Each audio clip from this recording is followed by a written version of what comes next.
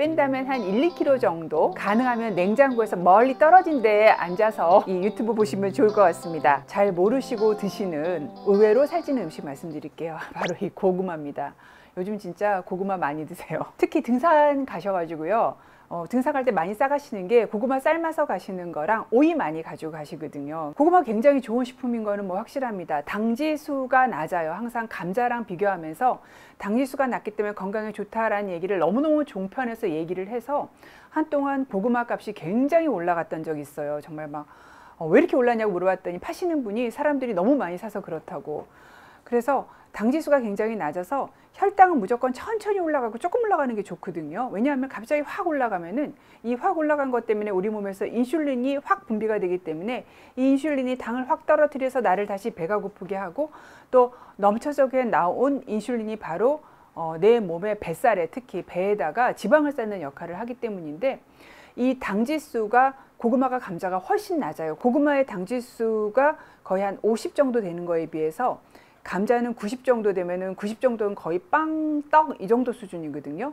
그래서 항상 고구마가 굉장히 좋다라고 얘기하고, 이렇게 짙은 색깔 부분에서는 안토시아닌이라는 색소가 들어 있어서 이것들이 또 항산화 역할을 우리 몸에서 하고 항노화 역할을 해요. 이 노란 단면에 들어있는 게 베타카로틴이라는 또 항산화제가 들어있어요. 그리고 하루 필요한 비타민C가 다 들어있어요.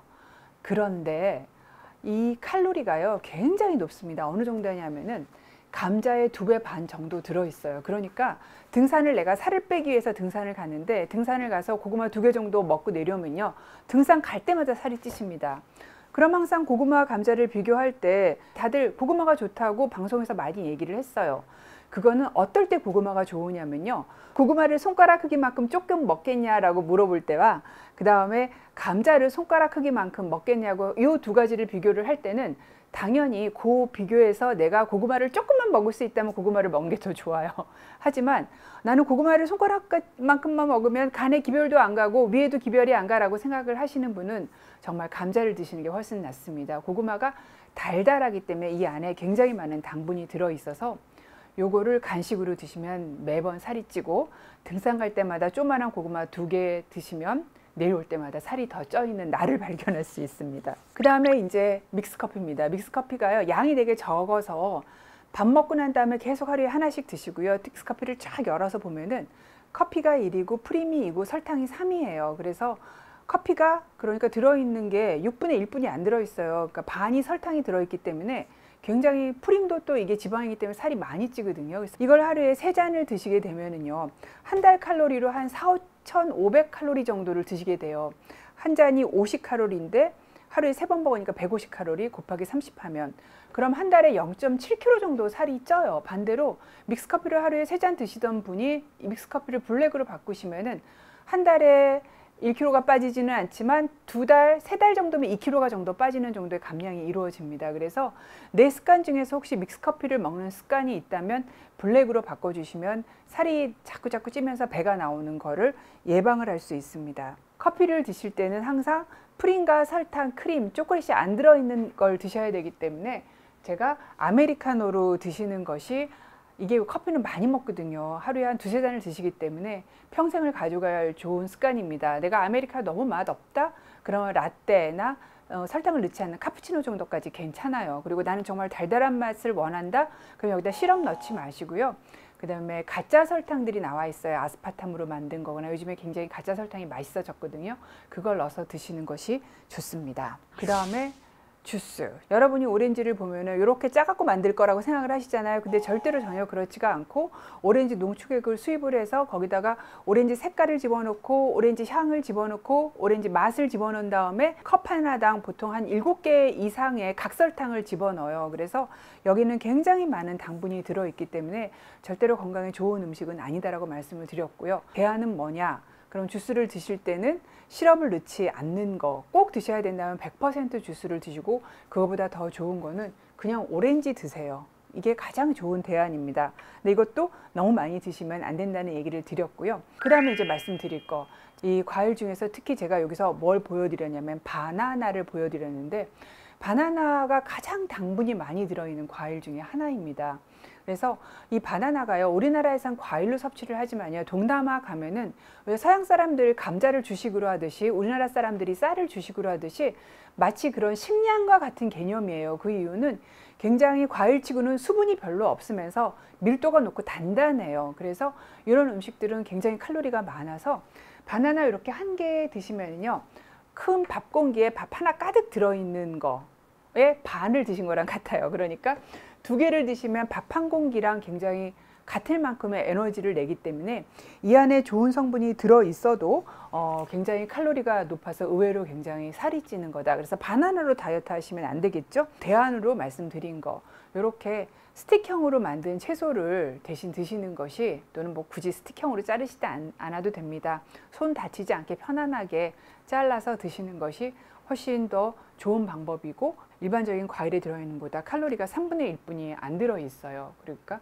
아까 보여드렸던 뭐 바나나에 비해서는 칼로리가 5분의 1 정도뿐이 안 들어있으면서 과일에 들어있는 모든 영양소를 다 가지고 있기 때문에 이렇게 스틱형으로 드시라고 말씀을 드렸습니다. 그 다음에 이제 아침에 토스트해서, 식빵 토스트해서 드시고 커피 한 잔 드시는 분이 많아요. 빵이요, 밥보다 훨씬 밀도가 높습니다. 그 이유가 밀을 가루로 만들어 가지고 왜 살찌는 게 맛있습니까? 여러분을 바로 테스트하는 거예요. 네, 그래서 밀도가 되게 높기 때문에 얘가 굉장히 살이 찝니다. 이 식빵 두 조각을 먹으면요, 또 밥 작은 공기 한 공기랑 같아요. 근데 여러분이 식빵을 여기까지 참으셨죠? 제가 못 참겠는 사진 보여드릴게요. 요 정도 되시면은 정말 맛있겠죠. 여기다가 반대쪽에다가는 버터를 또 이렇게 저희 애들 아빠는 바릅니다. 이쪽에는 그냥 딸기잼을 가득 바르고 딱 해서 먹는. 항상 뷔페 가면 그거 먹거든요. 제가 집에는 안 두기 때문에. 나이 드신 분들은 보통 이제 이렇게 드시고요. 젊은 분들은 또 요거 좋아합니다. 누텔라라고. 그래서 제가 이렇게 비켜 드릴게요. 요것도 굉장히 맛있습니다. 네. 요거 예. 그래서 이렇게 많이 드시는데, 이거 정말 거의 정말 탄수화물만 들어 있는 거예요. 탄수화물과 당분.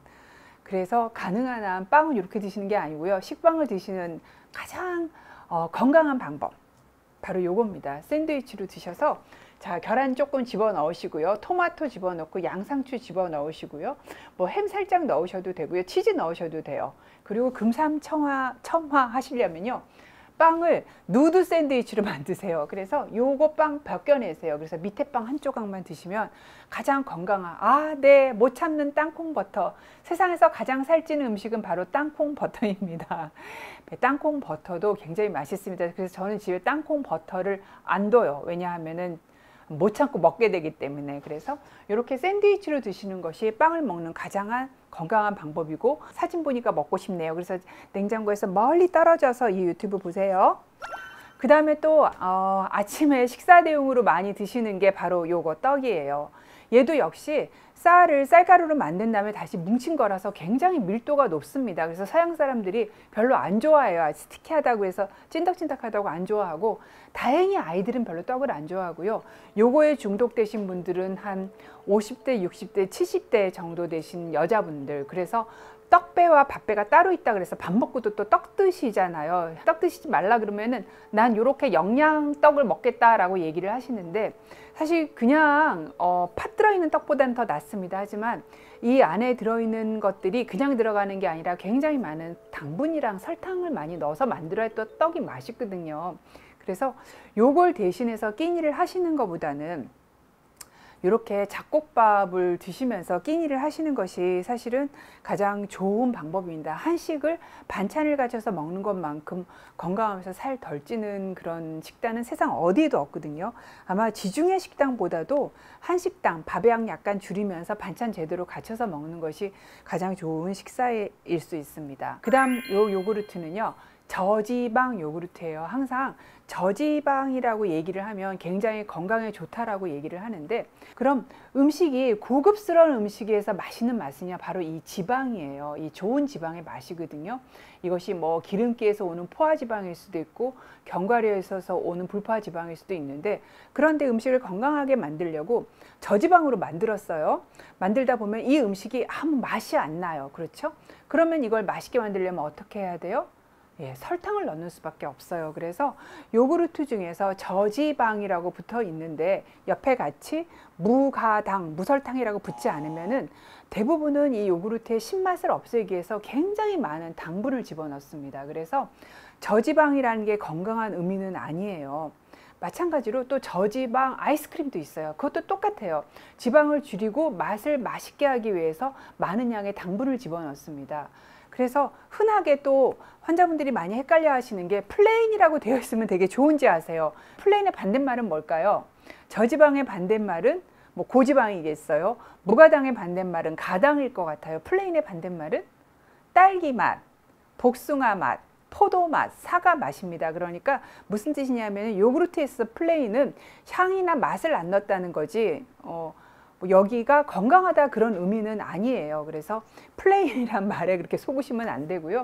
저지방이란 말에 속으시면 안 되고 무가당을 드셔야 돼요. 그래서 가당이 안 돼 있는 거를 드시는데 제가 이제 먹는 것 중에서는 에서 나오는 것이 저지방과 무가당이 같이 들어 있습니다. 근데 사실 고기를 삼겹살에 많이 들어 있으면서 그 안에 들어 있는 포화지방이 문제가 되지 요구르트에 그렇게 많은 포화지방이 들어 있지는 않거든요. 그래서 저지방보다는 선택해서 드실 때는 무가당이 더 중요하다. 그래서 저지방이라고 했을 때 당분이 굉장히 많이 요구르트일 수가 있기 때문에 이것이 가당 얼마나 되어 있는지 확인하고 드시는 것이 좋다라는 말씀을 드릴 수 있습니다. 그 다음에 이제 마지막으로 8번째로 설명드리는 것이 바로 견과류입니다. 자, 견과류 굉장히 좋아요. 20%는 단백질이라서 좋은 단백질 식품이고 채식을 하시는 분들은 견과류로 단백질을 많이 섭취를 한다고 말씀드렸고 섬유소 굉장히 많이 들어있고 기름도 되게 많이 들어있어서 변비에 도움되는 경우도 있고요. 마그네슘도 굉장히 많이 들어있어서 좀 이완시키는 효과도 있고요. 그래서 피부도 좋게 하고 내 면역도 좋게 하고 혈관 건강도 굉장히 좋게 하는데 반은 기름이다. 그렇기 때문에 칼로리가 어마무지 높습니다. 제가 앞에서 설명드린 것보다 다 높아요. 그래서 이 좋은 효과를 보시기 위해서 뭐 이렇게 굉장히 많이 드시게 되면은 좋은 효과보다 살쪄서 나오는 나쁜 효과가 더 크기 때문에 이런 견과류를 드실 때는 얼만큼 드시냐면 내 손으로 가볍게 손 안에 잡힐 만큼 드시는 거예요. 그게 땅콩 개수로 세면 제가 이거 보여드리면 항상 애기게 하시는데 이 땅콩요 16개예요. 그리고 아몬드는 13개고요. 호두는 반으로 자른 거를 7개 정도 드시는 것이 하루에 드시는 적절한 양입니다. 그러니까 견과류의 반은 기름이기 때문에 좋은 것도 많이 먹으면 죽을 수 있어요. 소금이나 포화지방만 많이 먹는다고 죽는 게 아니라서 항상 아무리 좋은 것도 적정량이 있다라는 말씀을 드리고 싶습니다. 물론 반대로 해석을 하시면 살찌고 싶으신 분들은 제가 방금 말씀드린 내용을 다 반대로 하시면 되는 거죠. 단 너무 많이 드시면 또 이런 분들이 소화가 안 되시기 때문에 조금씩 드시면서 늘려가시는 게 필요합니다. 네, 양 조절이 안 쉽죠. 맛있기 때문에. 제가 오늘 여기다가 넣을까 하다가 안 넣은 게 양배추예요. 양배추 먹으면 살쪄서 거기다 넣은 게 아니고요. 다들 양배추는 칼로리가 적으니까 다이어트로 실컷 먹어도 된다고 생각을 해요. 곤약도 칼로리가 없으니까 많이 먹어도 된다고 생각을 해요. 그렇죠? 다이어트 콜라도 칼로리가 없으니까 많이 먹어도 된다고 생각을 해요. 그런데 우리가 음식을요 많이 먹어 버릇을 하다 보면은요 내 위가 늘어나요. 실제로 위 크기가 늘어나는 게 아니라 얼마만큼 먹었을 때 내가 배부르다고 느끼는 그 만족감을 주는 그 포인트가 올라가게 되어 있어요. 그래서 부피가 굉장히 많이 나가면서 칼로리가 적은 음식을 골라서 다이어트를 하시면 내 위가 늘어나기 때문에 음식을 먹고 싶은 양이 점점 늘어나게 됩니다. 그러니까 이걸 줄여서 먹는 게 가장 다이어트의 기본인데 뭔가 다른 칼로리가 낮은 음식으로 채워주겠다고 하면서 다이어트를 하면서 뭔가 그런 음식을 자꾸 사서 내 냉장고를 치우면 그 다이어트는 100% 실패합니다. 왜냐하면 그런 분들을 너무너무 많이 보거든요. 생각의 전환이 필요해요. 뭘 칼로리가 낮은 거를 먹어서 내 배를 채우겠다라는 다이어트는 이거는 실패합니다. 칼로리가 낮으면서 건강한 음식을 골라서 적당량을 먹겠다라고 생각을 바꿔주셔야 돼요. 오늘도 경청해 주셔서 너무너무 감사합니다, 여러분.